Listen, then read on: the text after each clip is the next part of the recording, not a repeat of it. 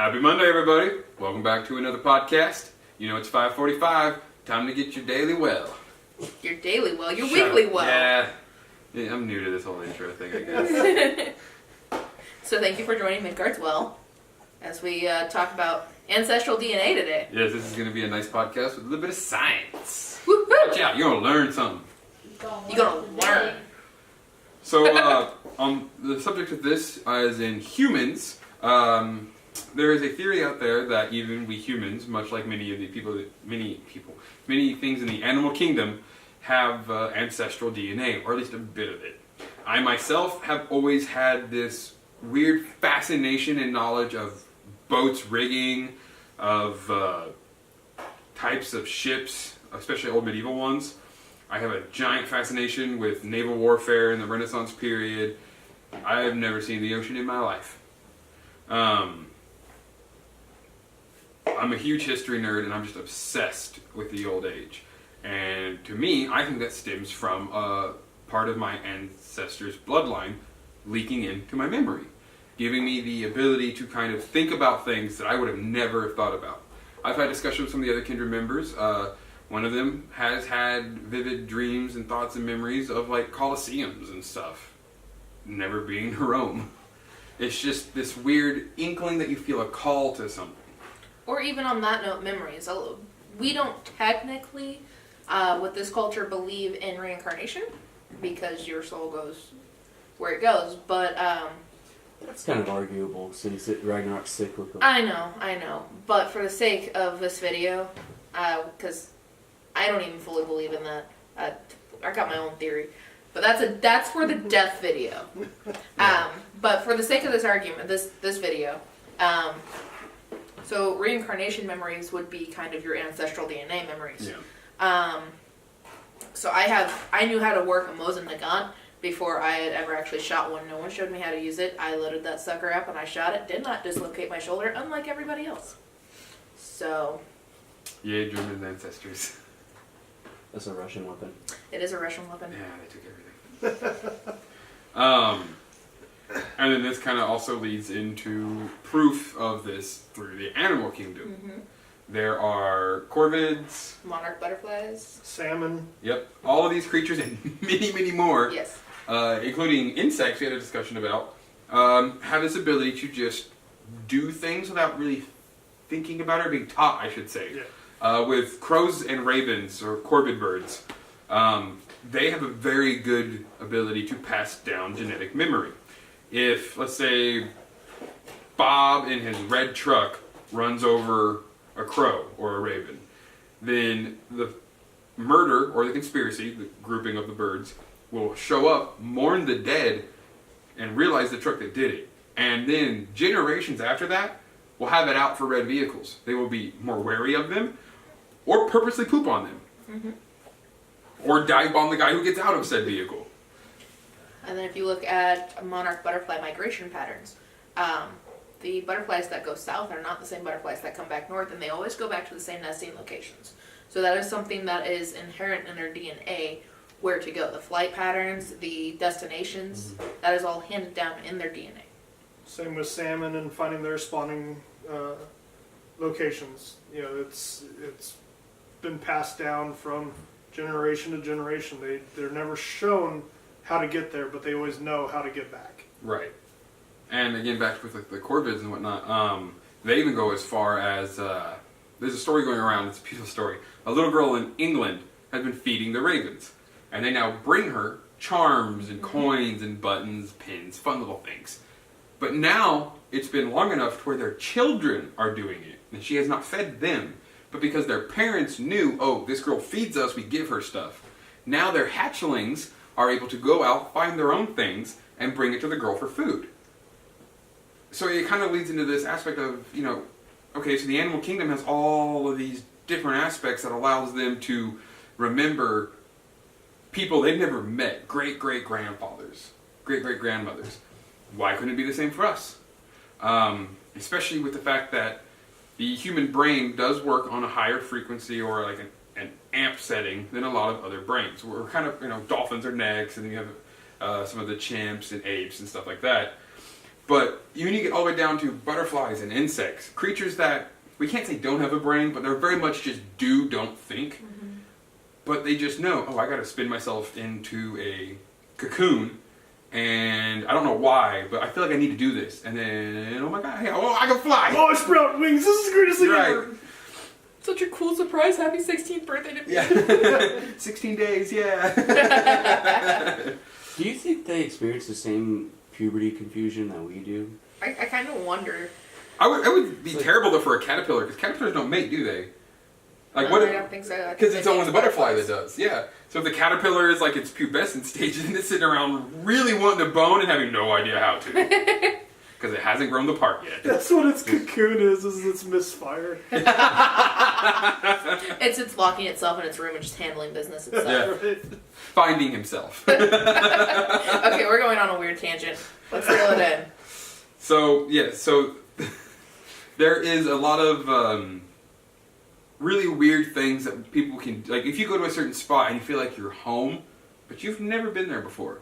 Like I've always known that if when I go to Iceland for the first time and I see the northern lights and stuff shining and there's this beautiful black sand, I'm never going to want to leave. Or if I hit like if I was like sitting on a Scottish hillside looking over a beautiful castle, it's just those ideas. You're like, I'm home, but that is not where you've ever lived. And we all have those places. It can be somewhere in the woods. It can be a mountain. It can be a beach. You just feel at home there for no No reason. Yeah, big word. But it really is for no explainable reason. I mean, There we go. yes, That's a brag. Right. but that's that's really what it is. I mean, you're there and you feel like this is right. Mm-hmm. You can know exactly the pattern of the trees if your spot's out in the woods. You Yep. can go anywhere and know how to get yourself back. Why? How? Yeah. It doesn't make sense. But it's because that's where you're supposed to be. That's where your ancestors have been. Well, I remember the first time I ever picked up a sword. When I picked up a well-made, just beautiful sword, especially a Norman to Scandinavian era sword, I picked one up and I just held it in my hand, and my brain just flooded with combat techniques and how to move it. And yes, I'm a practiced sword fighter, but I'd never used a single-handed sword like that before. Something about just holding it in my hand almost unlocked a part of me. And I knew that this is something I loved. Which is strange, because usually with hobbies, you get into it, you realize if you want to do it, but then there are some hobbies where you're literally just like, no, this is my hobby. I love this. Yeah. But yeah, for me, it was definitely sword fighting. I picked up that sword and shield, and I just knew I was in a place. I can escape into the back of my conscience real easy with a sword and shield in my hand. I have a lot. But the funniest one, because I think more people get amusement out of this and there'll be less questions. The first time I balanced a book on top of my head. My brain was like, all right, poise, etiquette, this is how you hold a knife, this is how you do this is how you do all these things. And I'm like, but I don't want to. And I'm like, I have to. See, I was thinking more with the basket of goods on your head walking down the trail. No. No. Yeah, we're talking like late Victorian, early 19th century, Do the book again, but put a cupcake on top of the book. Then you'll be determined not to drop it. Yeah, This my would be grandmother training. never thought of that because it was a joke. She was like, here, put this book on top of your head and see if you can balance it and walk across the room. And I did. And we're all just sitting there like, holy balls, how did I do that? And so I just kept doing it. And now I can't because I tend to limp, and that is non-conducive to that. Yeah, I'm sure But- balance doesn't work well with a limp. Cupcake. A cupcake would just make me feel guilty because it would fall and crush, and Here's the how whole I thing would do get that. destroyed. Ow. Yeah, that'd be me in a heartbeat. I mean, but if you want to go in a less Victorian thing, the first time my stepdad had bought me this replica Iron Cross. Okay. First time I held it, I'm like, I knew how to present it, I knew how to hang it, I knew how to do everything that was associated with the giving of an iron cross. Prussian, by the way. So don't get any stupid ideas. I am not pro-Nazi. Yeah. I am Prussian. Big difference. Plus, the swastika took over the place of the Iron Cross. Yeah. See, Or you're was learning stuff. combined with the iron cross in some metals. It was really intricate and kind of cool, but at the same time it debased the iron cross and everything it stood for, so. And in a way that kind of talks with ancestral DNA stuff, because those symbols have been a part of the world for so long. They hold that much power. Because it's, when you look, especially nowadays, because it got very tainted, when you look at a swastika, you instantly think bad, evil, not good. Mm-hmm. People thousands of years ago thought, oh cool, the sun, hope. The Native Americans have a swastika that's reversed, Mhm. and it's a symbol of happiness. Right. And even today, when you see a more elaborate version of a peace wheel or a sun wheel, you feel that sense of enlightenment and joy. You're like, oh, that's beautiful. You have no idea what it means, but you just feel something in your heart. It's like the first time you ever hear a baby laugh, like a really hearty baby laugh, it just does something inside your humanness. Well, that's because our brains are wired so that we find babies adorable so we don't kill them. Like a seagull. That was actually a Darwin trait, is we developed this ability to find all babies adorable, or specifically our own babies. Yeah, So our that own. our own babies, even if it's the ugliest child, we will find them the cutest of all things possible, because otherwise humans were killing children. And Like a Spartans, this one doesn't look right. right, and so it became a trait so that the human race would survive. But in a way, though, those traits are kind of ancestral DNA, Yep. though, or ancestral memory, because they've been just passed down through Oh so crap, we many don't have enough generations. children. Right. So many generations have had these ideas and these feelings that it then bleeds into us in 2019. Mm-hmm. We have so much beautiful modern medicine and ways to keep premature and late children alive now. It's wonderful. But there's still something about when a woman goes into labor early or late. I mean, yes, there can still be health risks, but just knowing, like, you just feel that part in you, that old soul, like, oh no, oh no, oh no. Well, and then even on that note, the tuition that a lot of women speak of when they're getting around labor, or in regards to what sex the baby is before having it checked, a lot of that can be attributed to ancestral DNA, because it's just simply, this is what my ancestors went through, this is their experiences, my body is automatically recognizing that and reacting before I even had to have a chance to discern what's going on. Right. Well, and I love, you mentioned the old soul aspect. You see a lot of that in children, where you just, from the moment you look at them, you know that they are from another time. Right. A time long since forgotten. And, I mean, that's... It's been long believed that something crazy happens with children when they're in that very young stage. Yeah. I've had a stepbrother from a parent's previous marriage who knew his great-great-grandfather in a picture. Obviously had no way of knowing him, because he's long dead, but knew him by name, knew where the picture was taken, because he talks to him. Yeah. And I mean, there's just that crazy, our ancestors want us to know what they want us to know, and they are going to find a way, whether it's, through memories, through interactions, they're going to find a way to give us the knowledge that we need. Mm-hmm. Yeah, there's a lot of power in our blood, and especially our bloodline.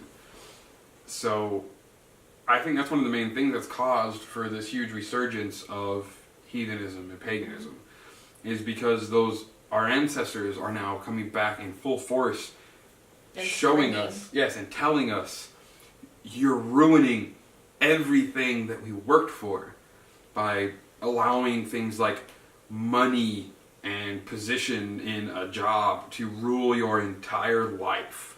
And skinny jeans and man buns.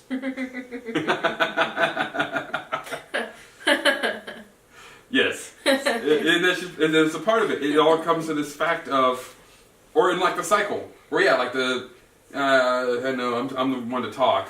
No, But that's a ponytail. It's not No, a I know, man it's a ponytail, like the shaved sides with the bangs down to their chin. It was an old school that. English haircut. Yeah. bun. Yeah. Not Norse. Your little man bun ain't Norse. Sorry. It may be something from the Vikings TV show, but we Yeah. all know how historically accurate the History Channel is. Ancient aliens. But still, History Channel was We So- do like the History Channel. We just like talking smack. too. They give us a lot of things to talk about. Yes. Yep.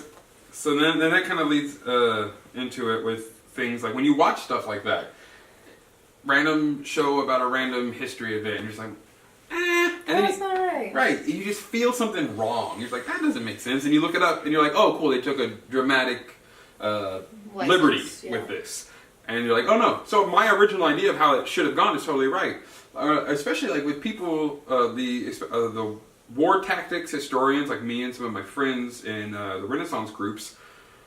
We'll sit around and just talk about Agincourt and the Battle of Bosworth Field like we were there. I've read a few books on it, and we discuss it, but there's just something about that feeling you get.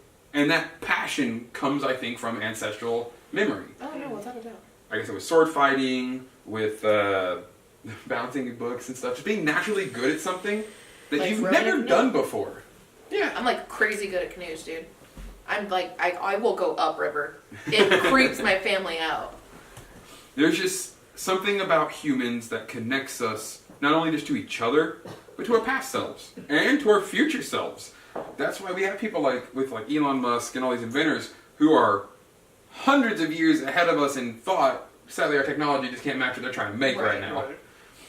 And then we have people, and I've always called myself an old soul. I was raised by people from the 30s, so I have a much older mindset than a lot of people who are 27 I right was now. raised by people from the 40s. Right. Yes. And so I have a different set of values and things that I really care about. But even later than that, I still could never, ever live with barefoot and pregnant wife in the kitchen. Like that just to me just seems wrong. Yeah, exactly. Like, no, you're my partner in this. You're supposed to be with me everywhere I go. And that's where that comes from, I believe, my more Nordic ancestral stuff. Or I guess with me it's more Welsh and English, but they all talk to each other. So it's behavior, it's emotion, it's hobbies, It's random skills. random skills. I'm really good at chiseling and doing bone work. I just started a year ago. I wouldn't say really good. I don't talk myself up like that. But I can do some stuff. I can put some things on bones. Yeah. That died. No, I was trying to contain my own thoughts. I apologize. Big joke. Yeah. Yep, yep. Insert dick joke. Like I knew how to shoot guns. I knew how to camp really well. Yeah, camping's a big one for old souls. Old Yeah. souls really shine when they just are in the middle of the woods with an axe and a tent. Like I would get really homesick. I'm a product of divorce, and I'd be really homesick when I was visiting my dad. But one of the few things we'd go do that I really enjoyed was camping. And then I'd freak everybody out because I can fish, but I hate eating fish. I can hunt. I can do all these things, but no one has actually sat down and taught me how. Right. So it freaks my family out, and it's a wonderful time. Yeah. And I'm sure you guys out there probably have something that you feel an ancestral kind of push from. So, again, like we were saying, in the comment section below, we would love to hear your examples, moments when you've seen something that you've never really been taught about, but you knew. Tell us where you feel home. Let us know where you feel the most yourself. Even if you've never been there. Like, I've never been to Scotland. But I know when I go to the Scottish Isles and Iceland, Gotland and all that stuff, I'm going to just feel home. I know when I go back to Germany, I'm just going to sit there and look at everything and cry. But, I mean, even with that, with the any past memories that you believe you have, definitely, please feel free to share with that. I have memories that involve people from this kindred, and specifically us fighting in World War II and canoeing in fjords. So I guess it wouldn't be actually canoeing. I can't think. It wasn't like a long ship. Fjording! It wasn't like a long ship, but it was a boat. It was a rowboat. Yeah. A good fishing boat. Yeah, pretty much. That's part of how I know that I'm meant to be with these people, is because I actually have memories involving the energy that is very similar to each of them. So sharing those kind of memories is definitely something that we would love to hear as well. Yeah. And also share it with your friends and family. Oh, yeah. Of course, the families that are against, like, magic and stuff probably don't believe in it. Yeah, maybe But not. share with people that you can trust and people that are interested. That's a very big part of this. Interested parties will always listen and be intrigued, and I hope you're listening. And don't forget, hit that like and subscribe button. Share the video. Yep. New video will always be out every single Monday at 5:45 p.m. All If right. it's ever not, yell at her. Well, If it's ever not, yell at me, and I will kindly ask what's going on, and we'll get it solved. kindly ask and solved.